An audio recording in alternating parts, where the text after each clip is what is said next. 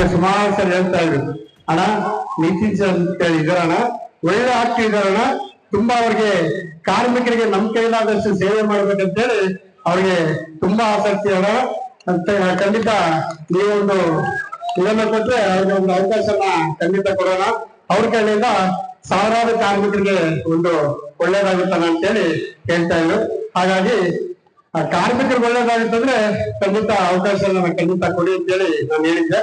ಹಾಗಾಗಿ ಕಾರ್ಮಿಕರ ಘಟಕ ಪದಾಧಿಕಾರಿಗಳ ಆಯ್ಕೆ ಕಾರ್ಯಕ್ರಮಕ್ಕೆ ಆಗಮಿಸಿರುವಂತ ಎಲ್ಲರೂ ಕೂಡ ಹೃದಯಪೂರ್ವಕ ಧನ್ಯವಾದಗಳು. ಏನಪ್ಪಾ ಅಂದ್ರೆ ನಮ್ಮ ದಾಸರಳ್ಳಿ ಹೆಂಗಾಗ್ಬಿಟ್ಟಿದೆ, ನಮ್ಗೆ ಒಂಥರ ಹತ್ಯೆ ಮನೆ ತರ ಆಗ್ಬಿಟ್ಟಿದೆ.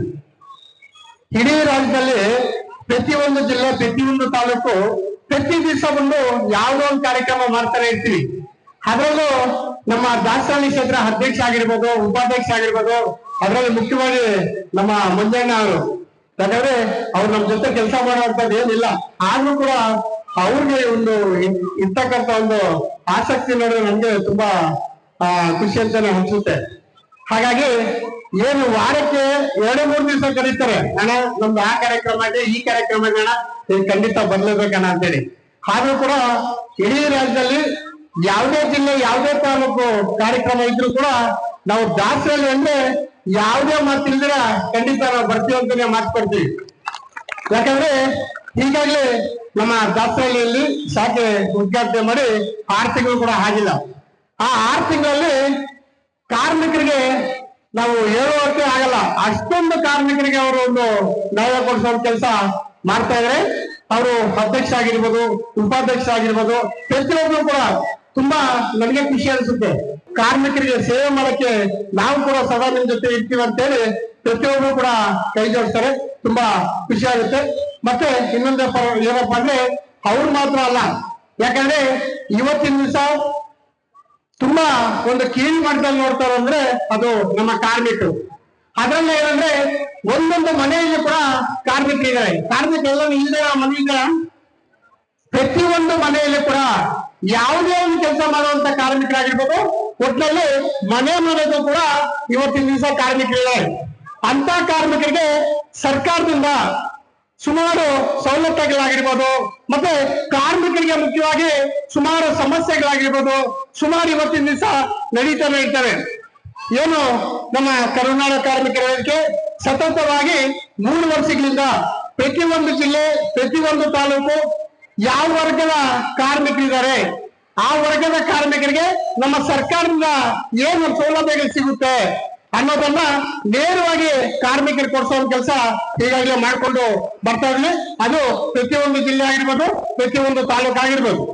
ಮತ್ತೆ ನಮ್ಮ ಬೆಂಗಳೂರಲ್ಲಿ ಕೂಡ ಪ್ರತಿಯೊಂದು ಕ್ಷೇತ್ರ, ಪ್ರತಿಯೊಂದು ವಾರ್ಡಲ್ಲೂ ಕೂಡ ಒಂದೊಂದು ಮನೆಯಲ್ಲೂ ಕೂಡ ಕಾರ್ಮಿಕರಿದ್ದಾರೆ. ಅಂತ ಕಾರ್ಮಿಕರಿಗೆ ಈಗಾಗಲೇ ಸುಮಾರು ನಮ್ಮ ಸರ್ಕಾರದಿಂದ ಸಿಗ್ತಕ್ಕಂಥ ಸುಮಾರು ಸೌಲಭ್ಯಗಳು ಕೂಡ ಈಗಾಗಲೇ ಕೊಡಿಸಿದ್ವಿ. ಆ ಒಂದು ಸರ್ಕಾರದಿಂದ ಸಿಗ್ತಕ್ಕಂಥ ಸೌಲಭ್ಯಗಳು ಪ್ರತಿಯೊಂದು ಕಾರ್ಮಿಕರು ಕೂಡ ತಲುಪಬೇಕು ಅನ್ನೋದು ನಮ್ಮ ಕರುನಾಡ ಕಾರ್ಮಿಕರ ವೇದಿಕೆಯ ಗುರಿಯಾಗಿರ್ತದೆ. ಹಾಗಾಗಿ ದಯವಿಟ್ಟು ನನ್ನಲ್ಲಿ ಒಂದು ಮನವಿ ಏನಪ್ಪ ಅಂದ್ರೆ, ಯಾರೂ ಕೂಡ 1 ರೂಪಾಯಿ ಕೂಡ ಕೈಯಿಂದ ಕೊಡೋ ಅವಶ್ಯಕತೆ ಇರಲ್ಲ. ಯಾಕಂದ್ರೆ ನಮ್ಮ ಕಾರ್ಮಿಕರಿಗೆ ಅಂದ್ಬಿಟ್ಟು ಇಲಾಖೆಗಳಿದ್ದಾವೆ. ನಮ್ಮ ಕಾರ್ಮಿಕರು ಕೊಡಿಸೋ ಒಂದು ಕೆಲಸ ಎಲ್ಲರೂ ಸೇರಿ ಮಾಡಿದ್ರೆ ಪ್ರತಿಯೊಂದು ಕಾರ್ಮಿಕರು ಕೂಡ ತುಂಬಾ ಅನುಕೂಲ ಆಗುತ್ತೆ. ಹಾಗಾಗಿ ಸರ್ಕಾರದಿಂದ ಮೊದಲನೇದಾಗಿ ನಮ್ಮ ಕಟ್ಟಡ ಕಾರ್ಮಿಕರು, ಗೊತ್ತಲ್ಲ ಕಟ್ಟಡ ಕಾರ್ಮಿಕರಂದ್ರೆ ಒಂದು ಪ್ಲಂಬರ್ ಆಗಿರ್ಬೋದು, ಪೈಂಟ್ ಆಗಿರ್ಬೋದು, ಎಲೆಕ್ಟ್ರಿಷಿಯನ್ ಆಗಿರ್ಬೋದು, ರೋಡ್ ಕೆಲಸ ಮಾಡೋರು, ಕಂಬಿ ಕೆಲಸ ಮಾಡೋರು, ಇಟ್ಕೆ ಜಲ್ಲಿ ಹೊಡೆಯೋರು, ಇವರೆಲ್ಲ ಅಂದ್ರೆ ಒಂದು ಮನೆ ಕಟ್ಟಕ್ಕೆ ಯಾರು ಬರ್ತಾರೋ ಅವ್ರೆಲ್ಲರೂ ಬಂದ್ಬಿಟ್ಟು ನಮ್ಮ ಕಟ್ಟಡ ಕಾರ್ಮಿಕರಿಗೆ ಬರ್ತಾರೆ. ನಮ್ಮ ಕಟ್ಟಡ ಕಾರ್ಮಿಕರಿಗೆ ಈಗಾಗಲೇ ಲೇಬರ್ ಕಾರ್ಡ್ ಅನ್ನೋದು ಎಲ್ಲರಿಗೂ ಗೊತ್ತಿರ್ಬೋದು. ಸುಮಾರು ಜನ ಏನ್ ಮಾಡ್ತಾರೆ ಅಂದ್ರೆ ಲೇಬರ್ ಕಾರ್ಡ್ ಅನ್ನ ಮಾಡ್ಕೊಂಡಿದ್ದಾರೆ. ಆ ಲೇಬರ್ ಕಾರ್ಡ್ ಮಾಡಬಿಟ್ಟು ಸುಮ್ಮನೆ ಇಟ್ಕೊಂಡಿರೋ ಅಂತ ಆ ಲೇಬರ್ ಕಾರ್ಡ್ ಇಂದ ಯಾವ್ದು ಕೂಡ ಸೌಲಭ್ಯ ತಗೊಂತಾ ಇಲ್ಲ. ಅಂತ ಲೇಬರ್ ಕಾರ್ಡ್ ಮಾಡ್ಕೊಂಡು ಯಾರು ಸೈಲೆಂಟ್ ಆಗಿ ಇಟ್ಕೊಂಡಿರೋ ಅಂತ ಕಾರ್ಮಿಕರಿಗೆಲ್ಲ ದಯವಿಟ್ಟು ಆ ಲೇಬರ್ ಕಾರ್ಡ್ ಮಾಡ್ಕೊಳ್ಳೋದು ಇಂಪಾರ್ಟೆಂಟ್ ಅಲ್ಲ, ಆ ಲೇಬರ್ ಕಾರ್ಡ್ ಅನ್ನು ಮಾಡ್ಕೊಂಡ್ರೆ ಆ ಲೇಬರ್ ಕಾರ್ಡ್ ಅಲ್ಲಿ ಸಿಕ್ತಕ್ಕ ಪ್ರತಿಯೊಬ್ರು ಪಡ್ಕೋಬೇಕು ಅನ್ನೋದು ನಮ್ಮ ಇದಾಗಿರ್ತದೆ. ಮೊದಲನೇದಾಗಿ ನಮ್ಮ ಕಟ್ಟಡ ಕಾರ್ಮಿಕರಿಗೆ ಅವ್ರ ಮನೆಯಲ್ಲಿ ಅವರು ನಿಜವಾದ ಕಟ್ಟಡ ಕಾರ್ಮಿಕರೇ ಆಗಿರ್ಬೇಕು. ಅದು ನಿಜವಾದ ಕಟ್ಟಡ ಕಾರ್ಮಿಕರಾಗಿದ್ರೆ ಅವ್ರ ಮನೆಯಲ್ಲಿ ಒಂದು ವರ್ಷಕ್ಕೆ ಇಬ್ಬರು ಮಕ್ಕಳಿಗೆ ಓದಕ್ಕೆ ಅಂದ್ಬಿಟ್ಟು ಸ್ಕಾಲರ್ಶಿಪ್ ಮುಖಾಂತರ ಕೊಡ್ತಾರೆ. ಮತ್ತೆ ಅವ್ರ ಮನೇಲಿ ಮಕ್ಕಳಿಗೆ ಮದುವೆ ಆದ್ರೂ ಕೂಡ ಒಬ್ಬರಿಗೆ 60,000 ಹಂಗೆ ಇಬ್ಬರು ಮಕ್ಕಳಿಗೆ ಕೊಡ್ತಾರೆ. ಮತ್ತೆ ಅವ್ರಿಗೆ ಮುಖ್ಯವಾಗಿ ನಮ್ಮ ಕಟ್ಟಡ ಕಾರ್ಮಿಕರಲ್ಲಿ ಏನಂದ್ರೆ ಯಾವ್ದು ಕೂಡ ESI PF ಆಪ್ಷನ್ ಯಾವ್ದು ಕೂಡ ಇರಲ್ಲ. ಇವಾಗ ಉದಾಹರಣೆಗೆ ಪಾಪ ಎಲ್ಲೋ ಒಂದು ಕೆಲಸ ಮಾಡಕ್ ಹೋಗ್ತಾರೆ. ಇವಾಗ ಈಗಾಗಲೇ ನಾವು ಸುಮಾರು ಪ್ರತಿನಿತ್ಯ ಕೂಡ ನೋಡ್ತೀವಿ, ಕೆಲಸ ಮಾಡೋ ಟೈಮಲ್ಲಿ ಮೇಲ್ಗಡೆಯಿಂದ ಬಿದ್ದೋಗೋದಾಗಿರ್ಬೋದು, ಇಲ್ಲ ಕೆಲ್ಸಕ್ಕೆ ಹೋಗೋ ಟೈಮಲ್ಲಿ ಬರೋವಾಗ ಒಂದು ಆಕ್ಸಿಡೆಂಟ್ ಆಗಿರ್ಬೋದು, ಇನ್ನಿತರ ಸುಮಾರು ಸಮಸ್ಯೆಗಳು ಕಾರ್ಮಿಕರು ಆಗ್ತಾನೆ ಇರ್ತವೆ. ಆವಾಗ ಏನಾಗುತ್ತೆ ಅಂದ್ರೆ ಕೆಲಸ ಮಾಡ್ಕೊಳ್ತಾರೆ, ಅದೇ ಕಾರ್ಮಿಕರಿಗೆ ಒಂದು ಸಮಸ್ಯೆ ಅಂದ್ರೆ ಆರಾಮಾಗಿ ರೆಸ್ಟ್ ತಗೋಪ್ಪ, ಒಂದ್ 2-3 ತಿಂಗಳು ರೆಸ್ಟ್ ತಗೊಂಡು ಆರಾಮಾಗಿ ಬಾಂಡ್ ಒಂದು ಇದಕ್ಕೆ ಬಂದ್ಬಿಡ್ತಾರೆ. ಹಾಗಾಗಿ ಅವ್ರು ಅಷ್ಟು ಮಾತ್ರ ಹೇಳ್ಬೇಕೆ ನಮ್ಮ ಕಾರ್ಮಿಕರು ಸೈಲೆಂಟ್ ಆಗ್ಬಿಡ್ತಾರೆ. ಪಾಪ ಅವ್ರ ನೋವು 100 ಇರ್ತದೆ, ಬಟ್ ಯಾರ ಹತ್ರ ಹೇಳಕ್ಕಾಗಲ್ಲ. ಹಾಗಾಗಿ ನಿಜವಾದ ಕಟ್ಟಡ ಕಾರ್ಮಿಕರು ಆಗಿದ್ರೆ ಅವ್ರಿಗೆ ಹಾಸ್ಪಿಟ್ಲ್ ಬಂದ್ಬಿಟ್ಟು ಎಲ್ಲ ಬಂದ್ಬಿಟ್ಟು ಫ್ರೀ ಆಗಿ ನಮ್ಮ ಕಾರ್ಮಿಕ ಇಲಾಖೆಯಿಂದ ಕೊಡ್ತಾರೆ. ನಿಜವಾದ ಕಟ್ಟಡ ಕಾರ್ಮಿಕರಿಗೆ ಈಗಾಗಲೇ ಫಸ್ಟ್ PUC ಸೆಕೆಂಡ್ PUC ಓದ್ತಾ ಇರೋ ಮಕ್ಕಳಿಗೆ ಲ್ಯಾಪ್ಟಾಪ್ ಕೂಡ ಕೊಟ್ಟಿದ್ದಾರೆ. ತಗೊಂಡಿರಾ? ಫಸ್ಟ್ PUC ಸೆಕೆಂಡ್ PUC ಓದ್ತಾ ಇರೋ ಮಕ್ಕಳಿಗೆ ನಿಜವಾದ ಕಟ್ಟಡ ಕಾರ್ಮಿಕರ ಮಕ್ಕಳು ಫಸ್ಟ್ PUC ಸೆಕೆಂಡ್ PUC ಓದ್ತಾ ಇರೋ ಮಕ್ಕಳಿಗೆ ಲ್ಯಾಪ್ಟಾಪ್ ಕೂಡ ಕೊಟ್ರು. ಮತ್ತೆ 8ನೇ ಕ್ಲಾಸ್ 9ನೇ ಕ್ಲಾಸ್ 10ನೇ ಕ್ಲಾಸ್ ಓದ್ತಾ ಇರೋ ಮಕ್ಕಳಿಗೆ ಟ್ಯಾಬು ಸಮೇತ ಕೊಟ್ರು. ಮತ್ತೆ ಸ್ಕೂಲ್ ಕಿಟ್ ಆಗಿರ್ಬೋದು, 1ನೇ ಕ್ಲಾಸಿಂದ ಸೆಕೆಂಡ್ PUC 1ನೇ ಕ್ಲಾಸಿಂದ 6ನೇ ಕ್ಲಾಸ್ ಇರ್ಬೋದು, 6ರಿಂದ 8, 8ರಿಂದ ಸೆಕೆಂಡ್ PUC ವರೆಗೂ ಕಾರ್ಮಿಕರ ಮಕ್ಕಳಿಗೆ ಅವಶ್ಯಕತೆ ಇರುವಂತ ಓದಕ್ಕೆ ಏನೇನ್ ಬೇಕೋ ಪ್ರತಿಯೊಂದು ಕೂಡ ನಮ್ಮ ಕಾರ್ಮಿಕ ಇಲಾಖೆಯಿಂದ ಎಲ್ಲ ಉಚಿತವಾಗಿ ಕೊಟ್ಟು ಅದೆಲ್ಲ ಕೂಡ ಈಗಾಗಲೇ ಸುಮಾರು ಜನ ಪಡ್ಕೊಂಡಿದ್ರೆ, ಸುಮಾರು ಜನಕ್ಕೆ ಅದ್ರ ಬಗ್ಗೆ ಗೊತ್ತಿಲ್ಲ. ಮತ್ತೆ ಮುಖ್ಯವಾಗಿ ಏನಪ್ಪಾ ಅಂದ್ರೆ ನಮ್ಮ ಕಾರ್ಮಿಕರಿಗೆ ಏನೇ ಒಂದು ಮಾಡ್ಬೇಕಂದ್ರೆ ಕೂಡ ಹೆಲ್ತ್ ಚೆನ್ನಾಗಿರ್ಬೇಕು. ಆ ಹೆಲ್ತ್ ಚೆನ್ನಾಗಿರ್ಬೇಕಂದ್ರೆ ಹೀಗಾಗಿ ನೋಡ ನಮ್ಮ ಇಡೀ ಕರ್ನಾಟಕದಲ್ಲಿ ಯಾರು ಕ್ಯಾಂಪ್ ಹಾಕ್ತಾರೆ ಇಲ್ಲ ಗೊತ್ತಿಲ್ಲ, ಆದ್ರೆ ನಮ್ಮ ಸಂತೋಷ್ ಮಾತ್ರ ಪ್ರತಿನಿತ್ಯ ಬಂದ್ಬಿಟ್ಟು ದಾಸರಳ್ಳಿ ಕ್ಷೇತ್ರದಲ್ಲಿ ಒಂದೊಂದು ವಾರ್ಡಲ್ಲಿ ಒಂದೊಂದು ಕ್ಯಾಂಪ್ ಅನ್ನೋದು ಹಾಕೊಡ್ತಾ ಇದ್ರಿ. ಯಾಕಂದ್ರೆ ಇವತ್ತಿನ ದಿನದಲ್ಲಿ ಕಾರ್ಮಿಕರಿಗೆ ಸುಮಾರು ಸಮಸ್ಯೆಗಳು ಇರ್ತದೆ. ಸುಮಾರು ಸಮಸ್ಯೆ ಇದ್ರೂ ಕೂಡ ಅವ್ರು ಏನ್ ಮಾಡ್ತಾರೆ ಅಂದ್ರೆ ಅಯ್ಯೋ ಹೋದ್ರೆ 500,000 ಆಗುತ್ತಪ್ಪ, ಹೆಂಗ್ ಹೋಗೋದು ಅನ್ನೋದು ಒಂದು ಇದಾಗ್ಬಿಟ್ಟಿದೆ. ಅವಾಗ ಏನ್ ಮಾಡ್ತಾರೆ ಅಂದ್ರೆ ಅವ್ರು ತೋರಿಸ್ಕೊಳಕ್ಕೆ ಹೋಗಲ್ಲ. ಅದು ಜಾಸ್ತಿ ಆದ್ಮೇಲೆ ಕಾರ್ಮಿಕರು ನೋವು ಪಡೋ ಕೆಲಸ ಆಗುತ್ತೆ. ಹಾಗಾಗಿ ನಮ್ಮ ನಿಜವಾದ ಕಟ್ಟಡ ಕಾರ್ಮಿಕರು ಹಾಗೂ ಅವಲಂಬಿತ ಕುಟುಂಬಸ್ಥರು ಅಂದ್ರೆ ಯಾರು ಲೇಬರ್ ಕಾರ್ಡ್ ಮಾಡ್ಕೊಂಡಿದಾರೋ ಅವ್ರಿಗೆ ಮತ್ತೆ ಅವರು ಕುಟುಂಬಸ್ಥರಿಗೆ ಈಗಾಗಲೇ ನಮ್ಮ ಕಾರ್ಮಿಕ ಇಲಾಖೆಯಿಂದ ಕ್ಯಾಂಪ್ಗಳನ್ನ ಪ್ರತಿಯೊಂದು ಕ್ಷೇತ್ರದಲ್ಲಿ ಪ್ರತಿಯೊಂದು ವಾರ್ಡಲ್ಲೂ ಕೂಡ ಹಾಕ್ತಾ ಇದ್ವಿ. ಹಾಗಾಗಿ ಅದರಿಂದ ತುಂಬಾ ಜನ ಕಾರ್ಮಿಕರಿಗೆ ತುಂಬಾ ಅನುಕೂಲ ಕೂಡ ಆಗ್ತಾ ಇದೆ. ಹಾಗಾಗಿ ನಿಮ್ಮ ಅಕ್ಕಪಕ್ಕದಲ್ಲಿರುವಂತ ಕಾರ್ಮಿಕರಿಗೆ ಪ್ರತಿಯೊಬ್ಬರಿಗೂ ಕೂಡ ದಯವಿಟ್ಟು ಆ ಒಂದು ವಿಚಾರವನ್ನ ತಿಳಿಸಿ. ಯಾಕಂದ್ರೆ ಕಾರ್ಮಿಕರು ಏನ್ ಮಾಡ್ತಾ ಇದ್ರೆ ಚೆನ್ನಾಗಿರ್ತೀವಿ ಅಂತ ಸುಮ್ಮನೆ ಹೇಳ್ತಾರೆ, ಬಟ್ ಅದೇನ್ ದೊಡ್ಡದಾದಾಗ ಪಾಪ ನೋವು ಕೊಡೋ ಕೆಲಸ ಆಗುತ್ತೆ. ಹಾಗಾಗಿ ಮತ್ತೆ ನಮ್ಮ ದಾಸರಳ್ಳಿ ಕ್ಷೇತ್ರ ಅಧ್ಯಕ್ಷರು ನಿಮ್ ಭಾಗದಲ್ಲಿ ಯಾರಾದ್ರೂ ಕಾರ್ಮಿಕರಿದ್ರೆ ತಿಳಿಸಿದ್ರೆ ಅವರು ನಿಮ್ ಭಾಗದಲ್ಲಿ ಕೂಡ ಒಂದು ಕ್ಯಾಂಪ್ ಅನ್ನ ಹಾಕೋ ಒಂದು ಕೆಲಸ ಮಾಡ್ಕೊಡ್ತಾರೆ. ಹೀಗೆ ನಮ್ಮ ಕಾರ್ಮಿಕರಿಗೆ ಸರ್ಕಾರದಿಂದ ಸುಮಾರು ಸವಲತ್ತುಗಳು ಸಿಗ್ತಾ ಇದೆ, ಕಾರ್ಮಿಕರಿಗೆ ಗೊತ್ತಿಲ್ಲ. ಮತ್ತೆ ಈ ಬೀದಿ ಬದಿ ವ್ಯಾಪಾರಿಗಳಿದ್ದಾರೆ ಗೊತ್ತಲ್ಲ, ಬೀದಿ ಬದಿ ವ್ಯಾಪಾರಿಗಳು ಅಂದ್ರೆ ಒಂದು ರೋಡಲ್ಲಿ ವ್ಯಾಪಾರ ಮಾಡುವಂತವ್ರು, ಅವ್ರು ಯಾವ್ದನ್ನ ವ್ಯಾಪಾರ ಮಾಡ್ಲಿ, ಒಂದು ಅನ್ನ ವ್ಯಾಪಾರ ಮಾಡ್ಲಿ, ತರಕಾರಿ ವ್ಯಾಪಾರ ಮಾಡ್ಲಿ, ಹೂವು ವ್ಯಾಪಾರ ಮಾಡ್ಲಿ, ಬೇರೆ ಏನನ್ನ ವ್ಯಾಪಾರ ಮಾಡ್ಲಿ, ಅವ್ರಿಗೆಲ್ಲ ನಮ್ಮ PM ನಿಧಿಯಲ್ಲಿ 10,000 ಲೋನ್ ಕೊಡ್ತಾರೆ. ಯಾರು ತಗೊಂಡಿದ್ರೆ ಅವ್ರಿಗೆಲ್ಲ ಅಂದ್ರೆ ನಿಜವಾದ ಬೀದಿ ಬದಿ ವ್ಯಾಪಾರಗಳೇ ಆಗಿರ್ಬೇಕು. ಅವ್ರು ಅಂದ್ರೆ ರೋಡಲ್ಲಿ ವ್ಯಾಪಾರ ಮಾಡುವಂತ ಕಾರ್ಮಿಕರಾಗಿರ್ಬೇಕು. ಅವ್ರಿಗೆ ಯಾವ್ದು ಕೂಡ ಬಡ್ಡಿ ಇರಲ್ಲ. ಅದು ಏನೋ 10,000 ಕೊಟ್ಟಿರ್ತಾರೆ, ಆ 10,000ನ ಮತ್ತೆ ರಿಟರ್ನ್ ಕಟ್ಬೇಕು. ಅಂದ್ರೆ ಆ 10,000 ರಿಟರ್ನ್ ಕಟ್ಟಿದ್ರೆ 20,000 ಕೊಡ್ತಾರೆ, ಅದಕ್ಕೂ ಕೂಡ ಬಡ್ಡಿ ಇರಲ್ಲ.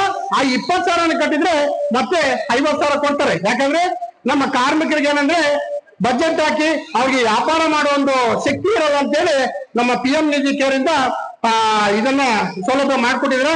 ಹಾಗಾಗಿ ಅದನ್ನು ಕೂಡ ನಮ್ಮ ಆಫೀಸಲ್ಲಿ ಮಾಡೋ ಒಂದು ವ್ಯವಸ್ಥೆ ಕೂಡ ಹೀಗಾಗಿ ಮಾಡಿದ್ದೀವಿ. ಹಾಗಾಗಿ ಪ್ರತಿಯೊಬ್ರು ಕೂಡ ಅದನ್ನು ಮಾಡ್ಕೊಳ್ಳಿ. ಮತ್ತೆ ಯಾವುದೇ ಒಂದು ಕಾರ್ಮಿಕರಿಗೆ ಏನೇ ಒಂದು ಸೌಲಭ್ಯ ಬೇಕಂದ್ರೂ ಕೂಡ, ಉದಾಹರಣೆಗೆ ಒಂದು ಲೇಬರ್ ಕಾರ್ಡ್ ಬೇಕು, ಇಲ್ಲ ಆಧಾರ್ ಕಾರ್ಡ್ ಬೇಕು, ಇಲ್ಲ ಪ್ಯಾನ್ ಕಾರ್ಡ್ ಬೇಕು, ಇಲ್ಲ ಹೆಲ್ತ್ ಕಾರ್ಡ್ ಬೇಕು, ಏನೇ ಬೇಕಾದ್ರೂ ಕೂಡ ಯಾವುದೇ ಒಂದು ಕಾರ್ಮಿಕರು ಎಲ್ಲಿ ಕೂಡ ಹೋಗಿ ವೇಟ್ ಮಾಡಬಾರ್ದು ಅಂತೇಳಿ ಈಗಾಗಲೇ ನಮ್ಮ ದಾಸರಳ್ಳಿ ಕ್ಷೇತ್ರದಲ್ಲಿ ಒಂದು ಕಚೇರಿ ಕೂಡ ಮಾಡಿ, ಆ ಕಚೇರಿಯಲ್ಲಿ ಕಾರ್ಮಿಕರಿಗೆ ಸಂಬಂಧಪಟ್ಟ ಪ್ರತಿಯೊಂದು ಕೂಡ ಕಾರ್ಮಿಕರಿಗೆ ಅನುಕೂಲ ಆಗುವಂತೆ ಮಾಡಕ್ಕೆ ವ್ಯವಸ್ಥೆ ಮಾಡಿದ್ದಾರೆ. ಹಾಗಾಗಿ ನಿಮ್ಮ ಅಕ್ಕಪಕ್ಕದಲ್ಲಿರುವಂತ ಕಾರ್ಮಿಕರು ಅಂದ್ರೆ ಯಾವುದೇ ಕೆಲಸ ಮಾಡುವಂತ ಕಾರ್ಮಿಕರು ಕಟ್ಟಡ ಕಾರ್ಮಿಕರಾಗಿರ್ಬೋದು, ಅಸಂಘಟಿತ ಕಾರ್ಮಿಕರಾಗಿರ್ಬೋದು, ಫ್ಯಾಕ್ಟರಿ ವರ್ಕರ್ಸ್ ಆಗಿರ್ಬೋದು, ಗಾರ್ಮೆಂಟ್ಸ್ ವರ್ಕರ್ಸ್ ಆಗಿರ್ಬೋದು, ಯಾವುದೇ ಒಂದು ಕೆಲಸ ಮಾಡುವಂತ ಕಾರ್ಮಿಕರಿಗೆ ಪ್ರತಿಯೊಬ್ಬರಿಗೂ ಕೂಡ ಅವಶ್ಯಕತೆ ಇರುವಂತದ್ದು ಪ್ರತಿಯೊಂದು ಕೂಡ ಆಫೀಸ್ ಅಲ್ಲಿ ಮಾಡ್ಕೊಳ್ಳುವಂತ ವ್ಯವಸ್ಥೆ ಮಾಡಿದೀವಿ.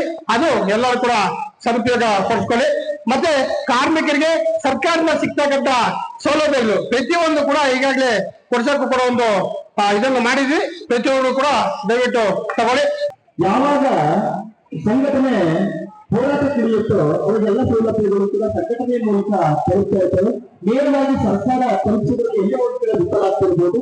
ಇಂಥ ಸಂಘಟನೆಗೆ ಕೈಗೊಳಿಸಬೇಕು ಅಂತ ಹೇಳಿ ತಮ್ಮನ್ನು ವಿನಂತಿಸಿಕೊಳ್ತಾ ಈ ಭಾಗದ ಘಟಕದ ಅಧ್ಯಕ್ಷರಾಗಿ ಆಯ್ಕೆಯಾಗಿರುವಂತಹ ಶ್ರೀಯುತ ನಿತೀಶ್ ಅವರು ಅಧಿಕಾರವನ್ನು ಸ್ವೀಕರಿಸಬೇಕು ಅಂತ ಹೇಳಿ ಜವಾಬ್ದಾರಿಯನ್ನ ನಿರ್ವಹಿಸಲಿಕ್ಕೆ ತಯಾರಿಯಾಗಬೇಕು ಅಂತ ಹೇಳಿ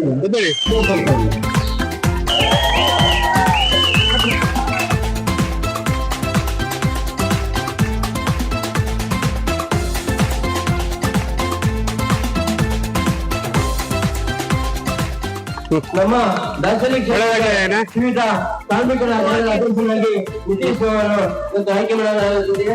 ಅವರಿಗೆ ತುಂಬುವುದಾದ ಉತ್ಸಾಹವನ್ನು ಬಯಸುತ್ತೇನೆ. ಲೋಕೇಶ್ ಅವರನ್ನ ಕನ್ನಡ ಕಸ್ತೂರಿ ಗೆಳೆಯರ ಬಳಗ ಅಧ್ಯಕ್ಷರನ್ನಾಗಿ ಆಯ್ಕೆ ಮಾಡಲಾಗುತ್ತಿದೆ. ನಮ್ಮ ಕುಟುಂಬಕ್ಕೆ ಆತ್ಮೀಯವಾದ ಸ್ವಾಗತ.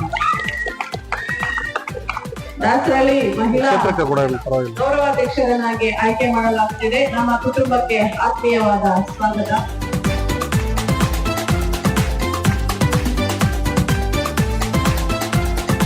ಕರುನಾಡ ಅವರನ್ನ ದಾಸರಳ್ಳಿ ಗೌರವಾಧ್ಯಕ್ಷರನ್ನಾಗಿ ಆಯ್ಕೆ ಮಾಡಲಾಗುತ್ತಿದೆ. ಆತ್ಮೀಯವಾದ ಸ್ವಾಗತ.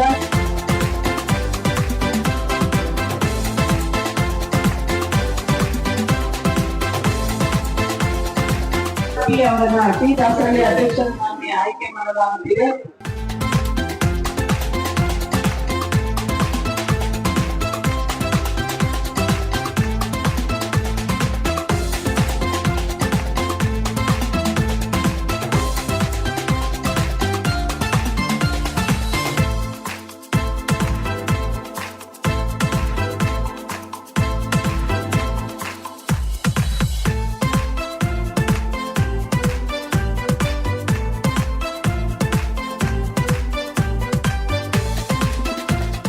ಏನಿವತ್ತು ಕರುನಾಡ ಕಾರ್ಮಿಕರ ವೇದಿಕೆ ದಾಸರಳ್ಳಿ ಕ್ಷೇತ್ರದ ಪದಾಧಿಕಾರಿಗಳ ಆಯ್ಕೆ ಕಾರ್ಯಕ್ರಮನ ಹಮ್ಮಿಕೊಂಡಿದ್ವಿ.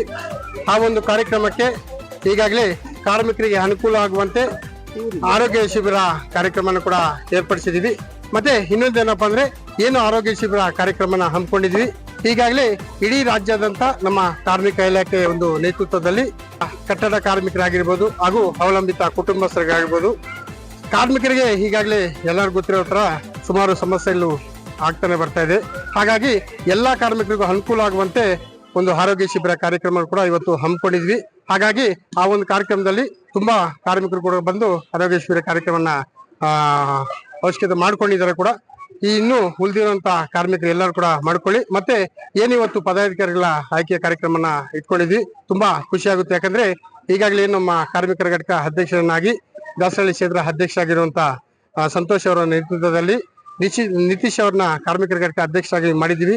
ಅವ್ರಿಗೆ ಇರುವಂತ ಒಂದು ಕಾಳಜಿ ನೋಡಿದ್ರೆ ತುಂಬಾ ಖುಷಿ ಅಂತಾನೆ ಆಗುತ್ತೆ. ಯಾಕಂದ್ರೆ ದಿನನಿತ್ಯ ಕಾರ್ಮಿಕರಿಗಾಗಿ ಅವರು ಈಗಾಗಲೇ ದುಡಿತಾ ಇದ್ದಾರೆ. ಇನ್ನು ಮುಂದೆ ನಮಗೆ ಒಂದು ಅವಕಾಶ ಕೊಟ್ರೆ ಇನ್ನು ಮುಂದಿನ ದಿನಗಳಲ್ಲಿ ಕಾರ್ಮಿಕರಿಗೆ ಸಂಬಂಧಪಟ್ಟ ಸರ್ಕಾರದಿಂದ ಬರತಕ್ಕಂಥ ಸೌಲಭ್ಯಗಳನ್ನ ನೇರವಾಗಿ ಕಾರ್ಮಿಕರಿಗೆ ಕೊಡಿಸುವಂತ ಕೆಲಸ ಆಗಿರ್ಬೋದು. ಮತ್ತೆ ಯಾವುದೇ ಒಂದು ಕೆಲಸ ಮಾಡುವಂತ ಕಾರ್ಮಿಕರಿಗೆ ಏನೇ ಒಂದು ಸಮಸ್ಯೆ ಆದ್ರೆ ಅವ್ರ ಜೊತೆ ನಿಂತು ಅವ್ರಿಗೆ ಒಂದು ನ್ಯಾಯ ಕೊಡಿಸುವಂತ ಕೆಲಸ ನಾನು ಮಾಡ್ತೀನಿ ಅಂತ ಹೇಳಿ ಈಗಾಗಲೇ ಹೇಳಿದ್ದಾರೆ. ಹಾಗಾಗಿ ಈ ಒಂದು ಕಾರ್ಯಕ್ರಮಕ್ಕೆ ಬಂದಿದ್ದಕ್ಕೆ ಎಲ್ಲರೂ ಕೂಡ ತುಂಬಾ ಧನ್ಯವಾದಗಳು. ತುಂಬಾ ಖುಷಿ ಆಗುತ್ತೆ. ಧನ್ಯವಾದಗಳು.